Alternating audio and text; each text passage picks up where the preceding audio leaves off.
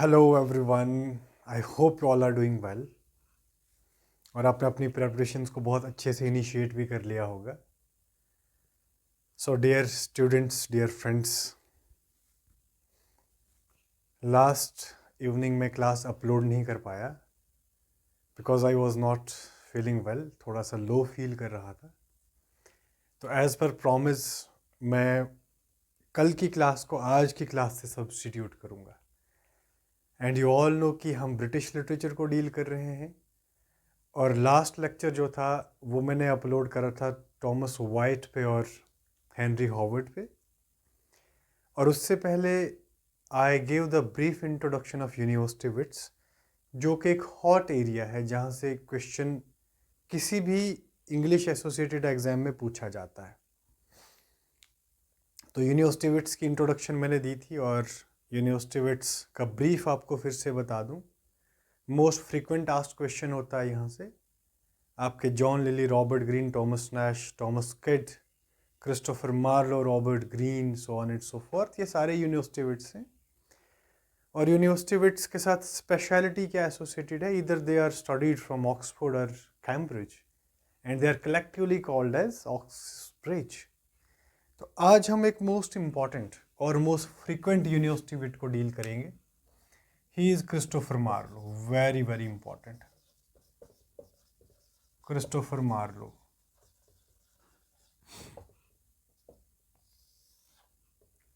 So guys, Christopher Marlowe is one of the most talented university wit among all. And this statement was made by Nicole. Nicole says he was most talented among university wits. I mean, Christopher Marlowe, Nicole के according most talented थे. Undoubtedly he was. All right. And you know, Christopher Marlowe have introduced a new kind of hero in Elizabethan drama. All right. अब new hero कैसे था Marlowe का, मैं आपसे बात करता हूँ. इसको कंपेयर करेंगे हम. We all know university wits were the pre Shakespearians. They were prior to Shakespeare. तो शेक्सपियर के लिए पूरा ग्राउंड इनने सेट कर लिया था. Christopher Marlowe introduced a new kind of hero who belongs to a common class. Very very important. अगर हम शेक्सपियर की बात करें डियर स्टूडेंट्स, तो शेक्सपियर के जितने भी हीरोज हैं they come from a noble class, they come from a elite strata of society. लेकिन मार्लो जो थे, he introduced a common man as a hero, a common individual as a hero. आप Tamburlaine की बात करें, he is सीथिन shepherd. आप जो of माल्टा के अंदर बैराबिस की बात करें, he is again a common man. आप डॉक्टर फॉस्टस की बात करें तो doctor Faustus is again an ordinary scholar. So he introduce a new kind of hero which belongs to common class. And you know, he introduced the concept of introspection within his characters ने अपने बारे में सोचना शुरू कर दिया कि हमारा फ्लॉ क्या है. What was the mistake being committed on the part of major characters which became later on the cause of the fall of the heroes or the minor characters. So he also introduced the concept of introspection. Next very important fact associated with Christopher Marlowe is, likewise, as we all know, he died in a drunkard brawl. Very important. This question has been asked a number of times. Christopher Marlowe died in a drunkard brawl. है ना? And who was held responsible for stabbing Christopher Marlowe? He was Anagram Fraser. ये question भी exam में आया हुआ है. Although it was a group of the people, but the main victim was Anagram Fraser. Next very important fact associated with Marlowe is he is associated with the slogan "Love for Impossible." Very very important. he is mainly known for a slogan, Love for Impossible. How we are going to justify this particular phrase? Love for Impossible, it's a very strong, it's a very committed slogan which was asserted by Christopher Marlowe, or I can say it is associated with यूनिस्टिविट्स के अंदर Marlowe के साथ. Love for impossible का मतलब क्या है guys? जैसे टैम्बरलिन की बात करें तो वो सीथिन शेफर्ड है, but he is having a thirst, he is having an ambition to be a emperor.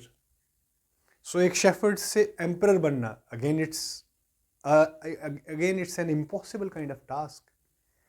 Doctor Faustus क्या करते हैं? He want to conquer the whole world with his knowledge. Again it's a bit impossible. Barabas पूरे Jews की wealth को seize करना चाहते हैं. It's again an impossible task. So love for impossible is justified in this way. Next very important fact before dwelling deep into the Chamberlain, which is today's central topic of the class. Love for impossible हो गया. He practiced blank verse very much. Christopher Marlowe ने blank verse का बहुत ज़्यादा use करा. और blank verse क्या है गाइज?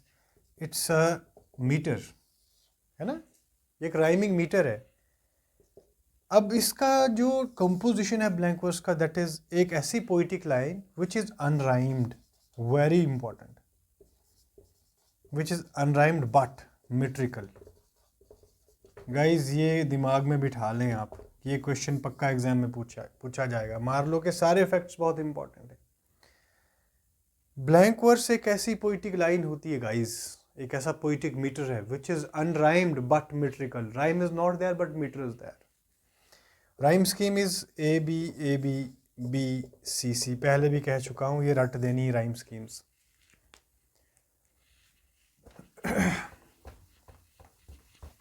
जैसे कि मैंने आपसे बात करी कि Marlowe had made the excessive use of blank words. So Ben Jonson comes up with a particular statement about Marlowe. Ben Jonson said, blank verse has been a mighty line for Marlowe. तो mighty line का concept guys exam में बहुत बार पूछा है कि mighty line का concept किसने बोला है, किसके लिए बोला है, और माइटी लाइन किसके साथ एसोसिएटेड है. तो बेन जॉनसन ने बोला है. एलिजाबेथन ड्रामेटिस्ट है ये. More particularly he is a Jacobean dramatist and he is called as father of comedy of humours. He said about Christopher Marlowe that he made the use of blank verse in such a way that it become mighty line for Marlowe. All right, तो guys works की बात करेंगे सबसे पहले. Tamburlaine the great,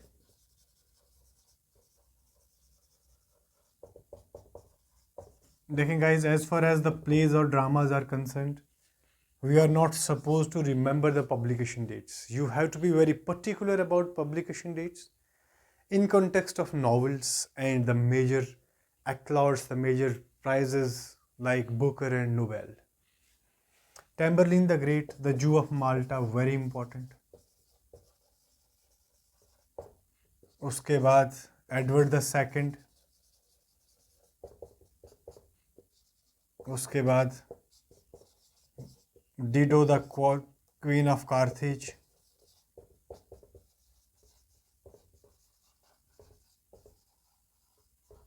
बता रहा हूँ यहाँ से क्वेश्चन कैसे बनता है. The massacre eight Paris,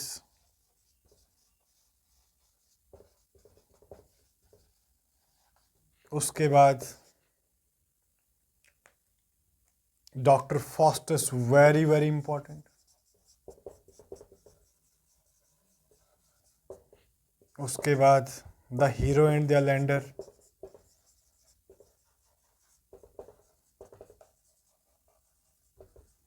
and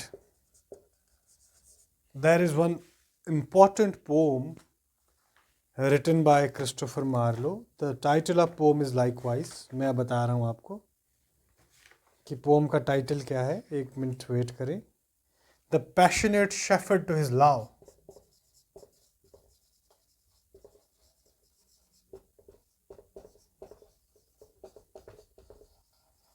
the passionate shepherd to his love. अब टैम्बरलिन द ग्रेट की बात करें गाइस, इस वर्क का जो सेंट्रल आइडिया है that is an ambition for power. Alright, जो ऑफ माल्टा की बात करें हम, जो ऑफ माल्टा के अंदर क्या है, ambition for gold, ambition for gold. Doctor Faustus की बात करें, डॉक्टर फॉस्टस के अंदर there is an ambition for knowledge. Okay, तो ये सेंट्रल आइडियाज गाइस एग्जाम में पूछे जाते हैं। अब मोर पर्टिकुलरली टाइटल से ही, I mean the galaxy of work से कुछ डायरेक्ट क्वेश्चन बनते हैं। उन क्वेश्चंस की सबसे पहले बात करूंगा। रिसेंट एग्जाम्स में क्वेश्चन बना हुआ है कि which play of Marlowe is based on homosexuality. So Edward second is a play which is based on homosexuality, very very important, क्योंकि it was believed by some critics that Marlowe was a homosexual. और ये भी कहा जाता है कि he said Jesus Christ that he was a homosexual character or an individual or a divine character. All right, next, homosexuality पे based Edward second, the hero and Leander। यहाँ से क्वेश्चन बना हुआ है direct. Hero and lender is a poem and this poem was an unfinished poem written by Marlowe। Question बना हुआ है कि later on who completed this poem? It was completed by George Chapman। All right, उसके बाद The passionate shepherd to his love, The passionate shepherd to his love से एक important poetic line बार बार exam में देखने को मिली है। That poetic line is come with me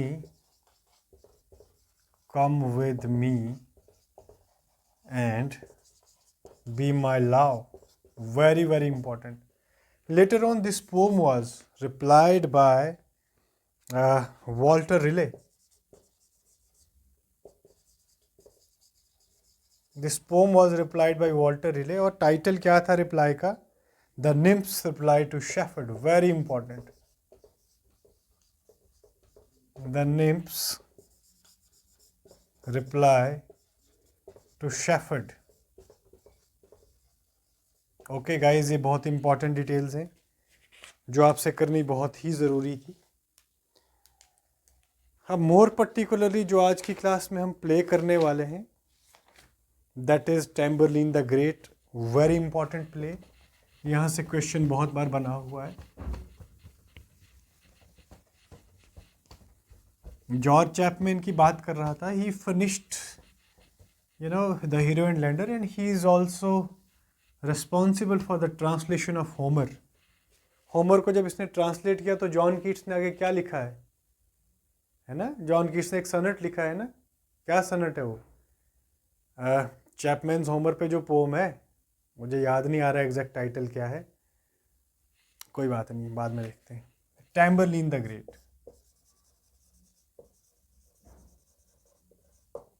टैम्बरलिन the Great. Guys, John Keats की जो इम्पोर्टेंट सॉनेट है उसको ज़रा देख लेना, उसका टाइटल क्या है। चैपमैन्स होमर है ना? कंप्लीट टाइटल मुझे याद नहीं आ रहा, प्लीज़ आगे देख लेना। टैम्बरलिन at very outset it's a play which is divided into two parts, very very important। And Tamburlaine is a main character in the work।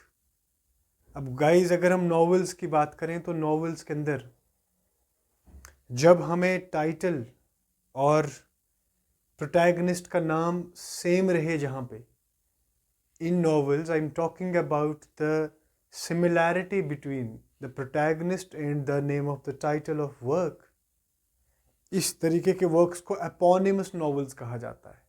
मैं प्लेज की बात नहीं कर रहा हूँ, मैंने नॉवेल की बात करी।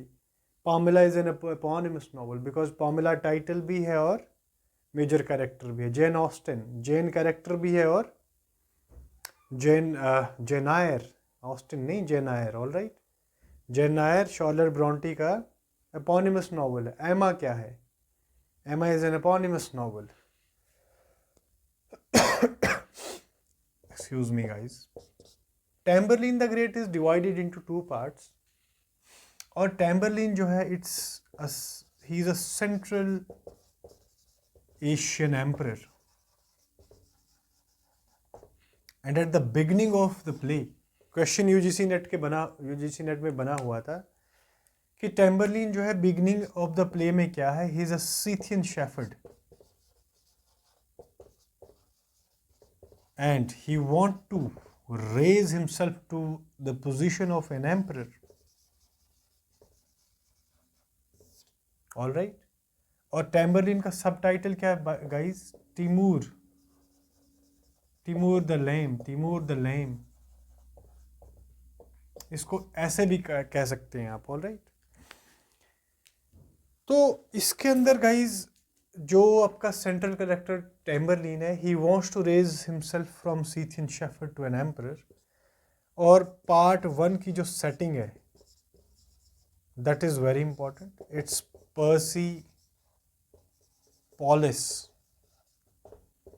Persepolis is the setting of the first part of Tamburlaine the Great. अब इस प्ले के अंदर टैम्बरलिन का जो पैशन था पावर, उसके लिए, उसके अंदर जो एम्बिशन था पावर के लिए, उसको बताया गया है। All right. तो बिगिनिंग ऑफ द नॉवल के अंदर there is a character Mycetes, very very important. And who is Mycetes? Mycetes is a Persian emperor.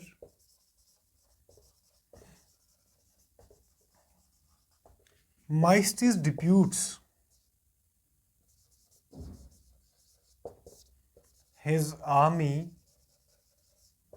to defeat the army of Tamburlaine. Tamburlaine की आर्मी को defeat करने के लिए माइस्टीज जो हैं गाइज अपनी आर्मी को डिफ्यूट करते हैं, राइट। और यहाँ पे जो आपका सीन है that shifts to Scythia. All right. अब आगे क्या होता है?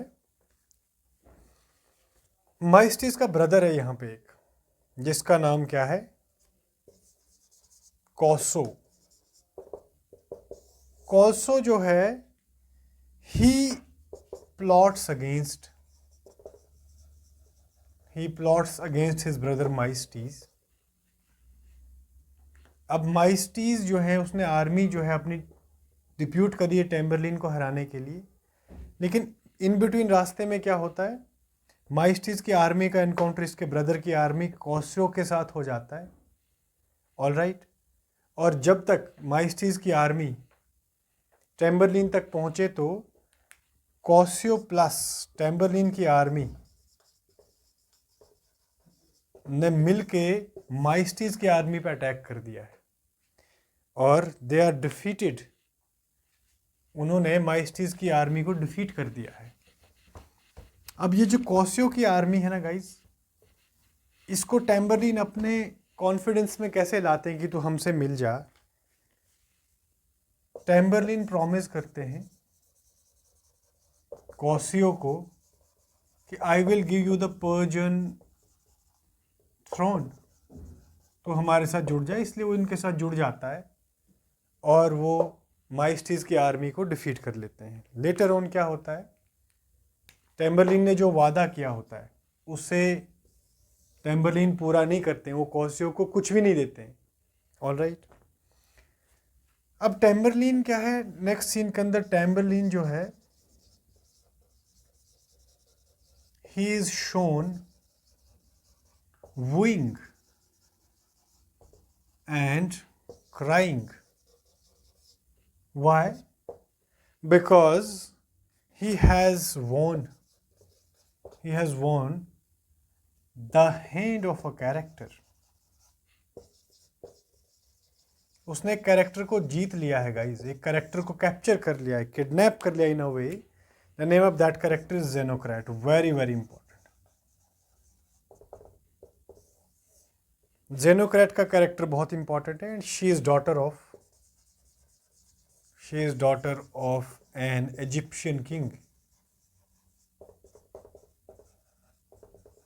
इसको जेनोक्रेट टेम्बरलिन ने फर्स्ट ऑफ ऑल विन किया है, इस पे कंकर किया है, इसको किडनैप कर लिया in a way you can say. Zenocrate has been kidnapped by Tamburlaine and she is daughter of an Egyptian king. All right, आगे क्या होता है? इसके बाद टेम्बरलिन की जो अटेंशन है, the attention of Tamburlaine shifts to another character, and the name of that character is Bajazeth, Bajazeth। and Bajazeth कौन है? He is emperor of Turks।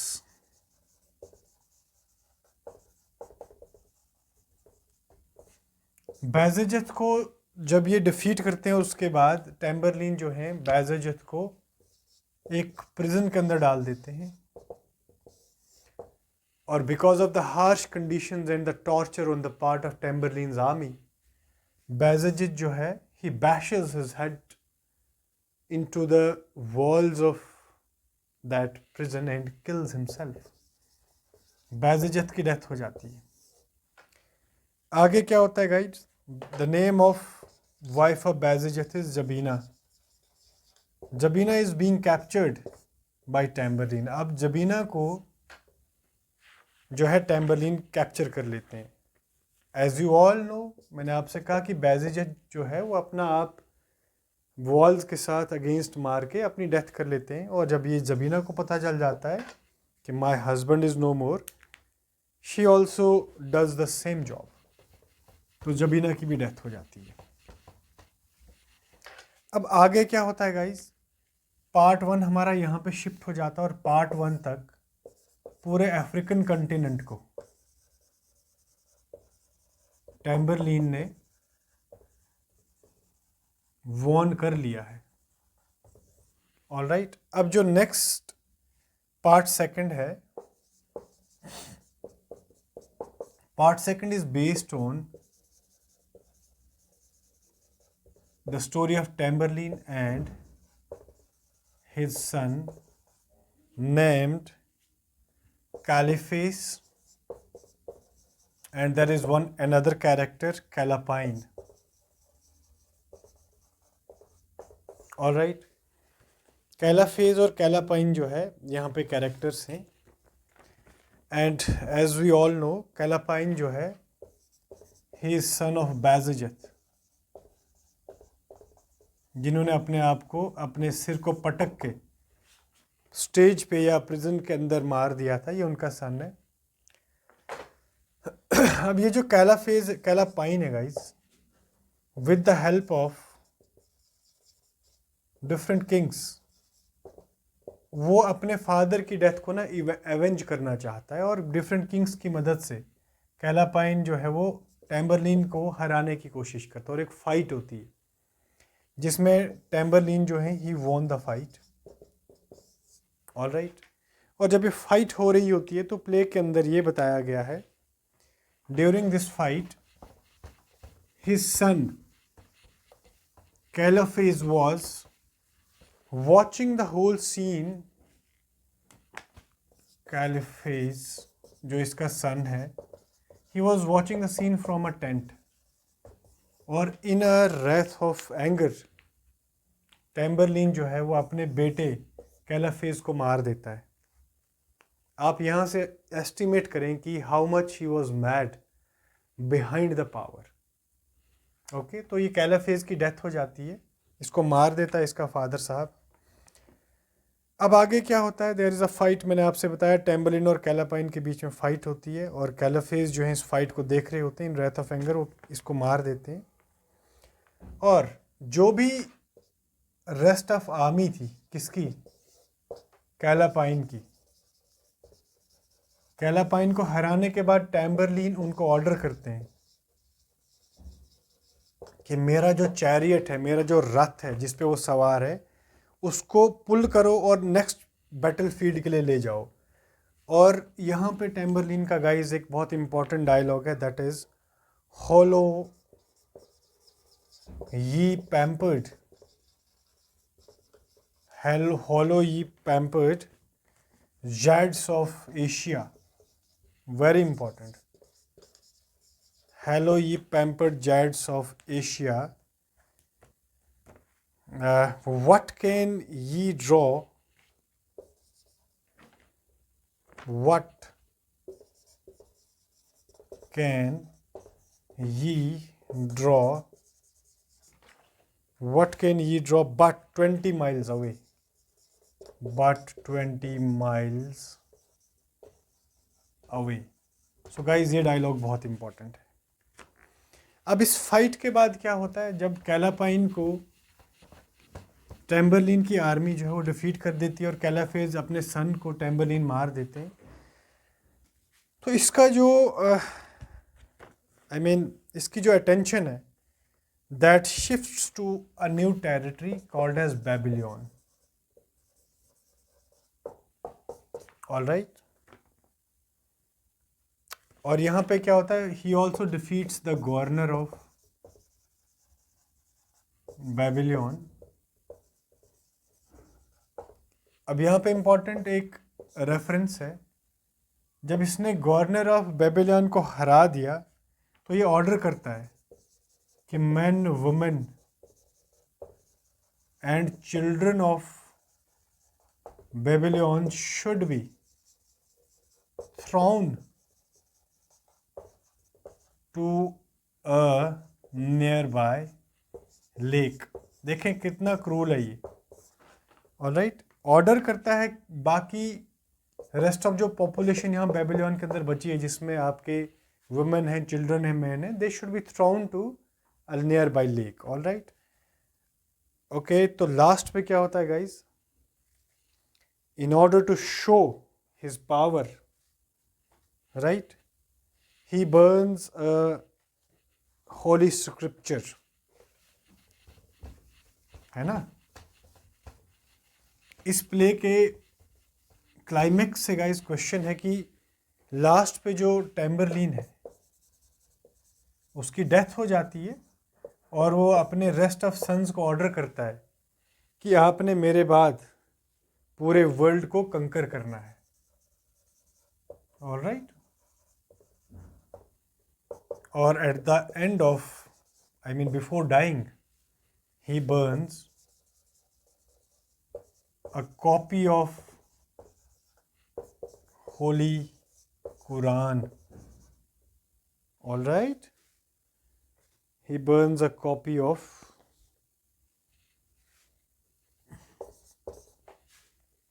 Holy Quran. Guys, एक क्वेश्चन एग्जाम में बना हुआ है, आपसे क्वेश्चन एग्जाम में पूछा जा सकता है. और टैम्बरलिन का एक बहुत इंपॉर्टेंट डायलॉग है गाइस. एक डायलॉग तो मैंने आपको पहले लिखवा दिया. डायलॉग क्या था, डायलॉग पढ़ रहा हूँ दोबारा.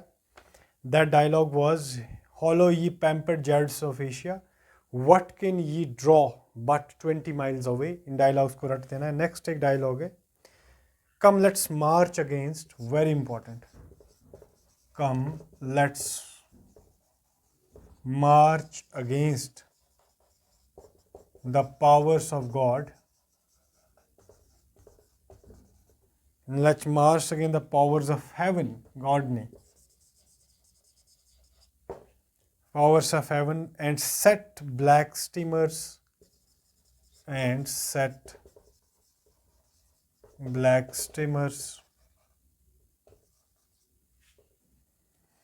in the firmament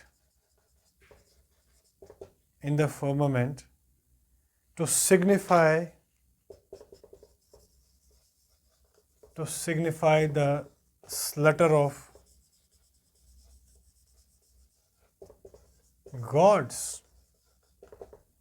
गाइस, ये बहुत इम्पॉर्टेंट प्ले था और इस प्ले के अंदर जितने भी कैरेक्टर्स हैं, Zenocrate is there, Bajazeth is there, Tamburlaine is there, Maestas is there, Cassio is there, Callapine and Callapes is there.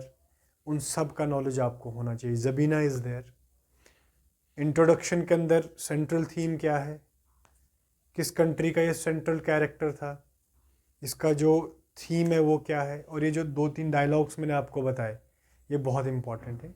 तो गाइज इसी नोट पे आज की क्लास को एंड करते हैं, इस वादे के साथ कि आने वाले सेशंस में आपके साथ और भी वर्क्स जो हैं वो क्रिस्टोफर मार्लो के डील करेंगे। तो अपना ख्याल रखें। Thank you so much. Bye bye and take care.